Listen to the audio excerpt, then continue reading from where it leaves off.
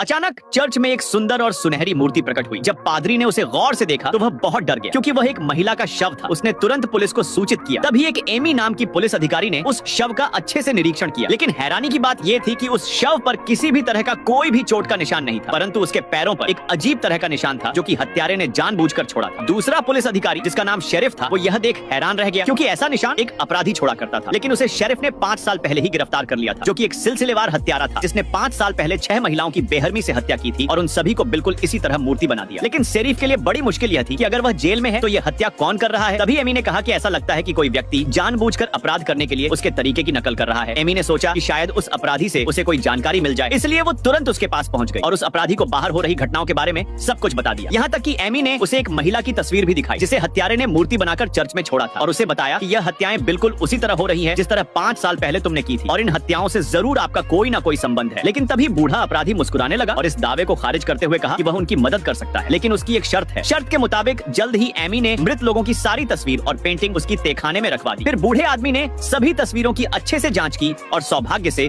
उसे एक सुराग मिल गया। उसने तुरंत एमी को फोन किया और बताया कि एक मृत शरीर के पंखों में मुझे कुछ गड़बड़ लग रही है, और जब उसने अपराधी के कहने पर पंखों की जांच की तो उसे विंग में एक नेल पॉलिश ब्रश मिला। लेकिन आश्चर्य की बात यह थी कि उस नेल पॉलिश का उत्पादन कई साल पहले बंद कर दिया गया था। तभी उसने नेल पॉलिश की एक तस्वीर ली और उसे जेल में बंद अपराधी के पास ले गई। फिर उससे पूछा कि हत्यारे ने यह चीज उसके पंखों में क्यों छोड़ी, परंतु उसने जवाब दिया कि इस बारे में मुझे भी कुछ नहीं पता, आप इसे एक लैब में टेस्ट करवाओ, हो सकता है इससे कोई सुराग मिल जाए। लेकिन अगले ही दिन फिर से एक विचित्र घटना घटी। नदी के बीचों बीच एक सुनहरे पंखों वाला शव दिखाई दिया। तुरंत तहकीक के लिए पुलिस वहां पहुंच गई। उस महिला का हुलिया बिल्कुल एक शैतान की तरह बनाया हुआ था। जब एमी ने ध्यानपूर्वक उसकी जांच की तो उसे उसके नाखूनों में एक अजीब सा तीर फंसा हुआ मिला। तभी शेरिफ बताया कि ऐसे तीर का उपयोग जेल में बंद अपराधी का साथी करता था, लेकिन उसकी मौत तो कई साल पहले गोली लगने के कारण हो चुकी। इन घटनाओं ने दोनों को झंझोड़ कर रख दिया, क्योंकि मामला सुलझने के बजाय और उलझता जा रहा है। यहाँ तक कि उस हत्यारे ने पुलिस अधिकारियों की रातों की नींद उड़ा दी, लेकिन यह हत्या रुकने का नाम नहीं ले रही थी। अगले दिन फिर से इसी तरह का एक और मामला सामने आया, और इस बार शव को भी मूर्ति बनाकर चर्च में छोड़ा गया था। तभी शेरिफ ने एक आश्चर्यजनक बात का खुलासा किया। उसने एमी से कहा कि चर्च में चारों तरफ सिक्योरिटी कैमरा, इसके बावजूद भी वो बिना उनकी नजर में आए शव को यहाँ कैसे रख गया। लड़की 3 दिन और 3 रात से हाईवे पर अकेली थी। अचानक उसके हेडफोन में बज रहा म्यूजिक बदल गया और एक न्यूज रिपोर्ट चालू हो गई। न्यूज में बताया गया कि 12 नवंबर को शाम 4 बजे भारी बारिश आएगी। लड़की ने ऊपर देखा, एक इलेक्ट्रॉनिक वॉच की तरफ। वो इलेक्ट्रॉनिक घड़ी दिखा रही थी कि अब 13 नवंबर की दोपहर 3 बजे है। लड़की हैरान हो गई। क्या उसके डिजिटल वॉच में एक दिन की गड़बड़ थी? आसमान एकदम साफ था, बारिश के कोई आसार भी नहीं लग रहे थे। तभी न्यूज रिपोर्टर ने आगे कहा, इस बारिश के साथ बड़े बड़े ओले भी गिरेंगे। अब लड़की डर गई। अगर न्यूज की बात सच थी तो उसे ओलों से बचने के लिए कहाँ जाना चाहिए? उसी वक्त एक कार आई। लड़की ने हाथ हिलाकर लिफ्ट मांगने की कोशिश की। कार रुकी, लेकिन लड़की थोड़ी हिचकिचाई। उसे खुद नहीं पता था कि उसे कहाँ जाना है। कार में बैठे पति पत्नी ने पूछा, क्या तुम्हें लिफ्ट चाहिए? लड़की कुछ पल रुकी, फिर हाँ कहकर कार में बैठ